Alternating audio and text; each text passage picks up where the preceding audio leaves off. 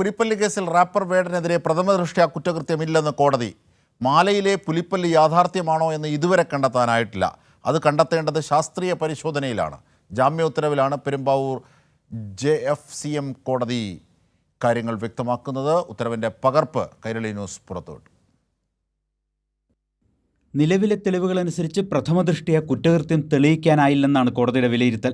Wrapper വേടൻ്റെ മാലയിലെ പുലിപ്പല്ലി യഥാർത്ഥമാണോ എന്ന് ഇതുവരെ കണ്ടെത്താനായിട്ടില്ല. പുലിപ്പല്ലി യഥാർത്ഥമാണോ എന്ന് കണ്ടെത്തേണ്ടത് ശാസ്ത്രീയ പരിശോധനയിലാണ്.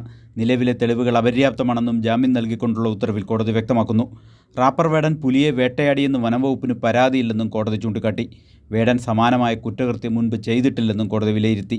പുലിപ്പല്ലുമായി കസ്റ്റഡിയിലെടുത്തതിനെ തുടർന്നാണ് വേടൻ എന്ന ഹിരൺദാസ് മുരളിക്കെതിരെ വന്യജീവി സംരക്ഷണ നിയമം അനുസരിച്ച് വനംവകുപ്പ് കേസെടുത്ത് അറസ്റ്റ് ചെയ്തത്. 3 വർഷം മുതൽ 7 വർഷം വരെ തടവ് ശിക്ഷ ലഭിക്കാവുന്ന കുറ്റമായിരുന്നു ചുമത്തിയത്. എന്നാൽ തെറ്റ് ചെയ്തിട്ടില്ലെന്നും ആരാധകൻ നൽകിയത് പുലിപ്പല്ലാണെന്നറിയാതെ മാലയിൽ ധരിച്ചു എന്നുമായിരുന്നു വേടൻ്റെ വിശദീകരണം. ഇക്കാര്യങ്ങൾ വിലയിരുത്തിയാണ് പെരുമ്പാവൂർ കോടതി വേടന് ജാമ്യം അനുവദിച്ചത്. ജാമ്യ ഉത്തരവിലെ കണ്ടെത്തലുകൾ വേടന് ആശ്വാസമായി. കൈരളി ന്യൂസ്, കൊച്ചി.